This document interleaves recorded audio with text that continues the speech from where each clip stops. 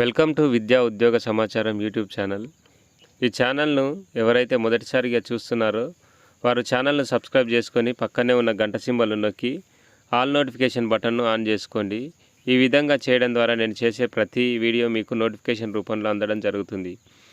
ఇక విషయంలోకి వెళితే, టెట్లో ఏ విధంగా 100 పైన స్కోర్ చేయొచ్చు అనే విషయాన్ని గురించి పరిశీలిస్తే, కొంతమంది అభ్యర్థులకు అసలు 60 మార్కులున్నా క్వాలిఫై కాలేకపోతున్నారు, 75 మార్కులున్నా క్వాలిఫై కాలేకపోతున్నారు, 90 మార్కులకు క్వాలిఫై కాలేకపోతున్నారు.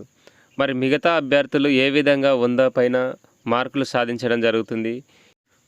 మరి క్వాలిఫై కాని అభ్యర్థులకు 100 పైన మార్కులు సాధించిన అభ్యర్థులకు తేడా ఎక్కడుందని పరిశీలించినట్లయితే, వారి ప్రిపరేషన్ విధానం కావచ్చు, ఎగ్జామ్ రాసే విధానం కూడా ఒక కారణం అనే చెప్పుకోవచ్చు.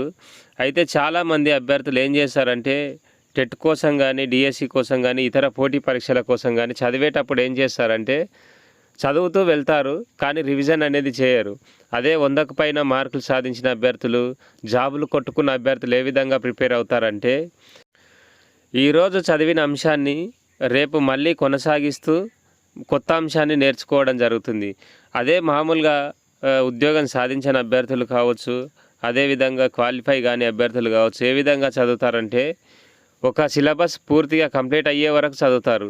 అది కంప్లీట్ అయ్యేంత వరకు చదవడం వల్ల ఏం జరుగుతుందంటే, మొదటగా చదివింది ఏదైతే ఉంటుందో అది మర్చిపోవడం అనేది జరుగుతుంది. ఇక్కడ నుంచి ఆ విధంగా చదవకుండా ఈరోజు చదివిన అంశాన్ని రేపు మళ్ళీ కొనసాగిస్తూ, అంటే రివిజన్ చేస్తూ మళ్ళీ కొత్త అంశాన్ని నేర్చుకోవాలి. ఆ విధంగా నేర్చుకోవడం ద్వారా మనం ఇంతకుముందు చదివిన ఏదైనా అంశం ఉంటే అది మర్చిపోవడం అనేది జరగదు.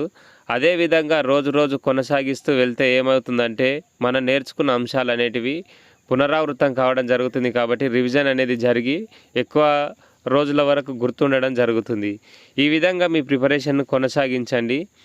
అదేవిధంగా చాలామంది అభ్యర్థులు ఏం చేస్తారంటే, గణితం విషయంలో చాలా భయాలు పెట్టుకొని గణితాన్ని అసలు చదవరు. అయితే మనకు సబ్జెక్టులో పట్టు పెంచుకుంటూ, అదే మనకు రాని విషయాన్ని తెలిసిన వారి దగ్గర నుంచి నేర్చుకోవడం జరగాలి.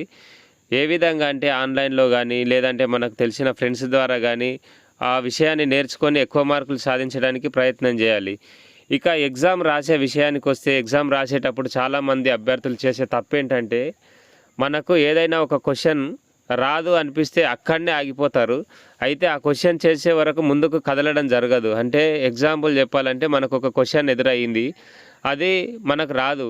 అయితే ఇది ఎందుకు రాదు, నాకు ఇది రాకపోతే మొత్తం ఈ ఎగ్జామే నేను క్వాలిఫై కాను అనే ఉద్దేశంతో చాలామంది అభ్యర్థులు ఏం చేస్తుంటారంటే, దాన్నే పట్టుకొని టైం వేస్ట్ చేసుకుంటారు. అంటే ఒక్క క్వశ్చన్ దగ్గరనే అర్ధగంట టైం కూడా వేస్ట్ చేసుకుంటారు కొంతమంది అభ్యర్థులు. అయితే ఆ ఒక్క క్వశ్చన్ మనకి ఏమంటారు, అది క్వాలిఫై కావడానికి కానీ, లేదంటే ఆ ఉద్యోగం సాధించడానికి కానీ అర్హత కాదు. కాబట్టి ఆ ఒక్క క్వశ్చన్ను వదిలేసి ముందుకు వెళ్ళినట్లయితే ఇంకా మనకు చాలా క్వశ్చన్స్ ఉండొచ్చు వచ్చినవి. ఆ ఒక్క క్వశ్చన్ దగ్గరనే టైం వేస్ట్ చేసుకొని లాస్ట్ వరకు ఏం చేస్తామంటే, ఏదైతే ఎగ్జామ్లో మనము రాయాలని అంటే మనకు వచ్చిన క్వశ్చన్ ఉంటుందో ఆ క్వశ్చన్ను చేయలేకపోతాం. లాస్ట్ మినిట్లో మనకు ఆ క్వశ్చన్ తెలిసి ఉంటుంది కాబట్టి, కానీ మనము చదివి ఆ ఎగ్జామ్లో ఆ క్వశ్చన్ని ఆన్సర్ చేయడానికి టైం ఉండకపోవచ్చు. కాబట్టి మీరు ఏ విధంగా రాయాలంటే, ఎగ్జాము మొదటగా ప్రతి క్వశ్చన్ని చూస్తూ మీకు ఒక 30 సెకండ్స్లో ఆన్సర్ ఏదైతే కరెక్ట్గా అంటే ఎగ్జాక్ట్ ఆన్సర్ తెలిసి ఉంటుందో ఆ క్వశ్చన్లను చేస్తూ వెళ్ళండి. ఆ విధంగా చేస్తే మనకు ఒక 150 మార్కుల క్వశ్చన్ పేపర్ ఉన్నట్టయితే ఒక 50 వరకైనా ఖచ్చితంగా మనకు వచ్చినవి ఉంటాయి. అవి చేసిన తర్వాత మళ్ళీ ఫస్ట్ నుంచి మళ్ళీ అదే విధంగా ఒక 1 మినిట్ పెట్టుకోండి. తర్వాత టైము 1 మినిట్లో ఒక 50 క్వశ్చన్స్ వరకన్నా చేయగలుగుతాం.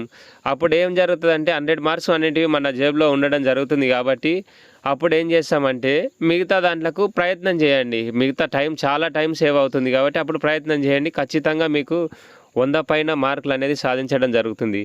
ఈ విధంగా రాయకుండా చాలామంది అభ్యర్థులు ఏం చేశారంటే, రాని క్వశ్చన్ దగ్గరనే ఆగిపోయి, ఇక ఈ క్వశ్చన్ రాయకపోతే నేను క్వాలిఫై గాను, నాకు ఉద్యోగమే రాదనే భ్రమలో బతుకుతూ ఉంటారు.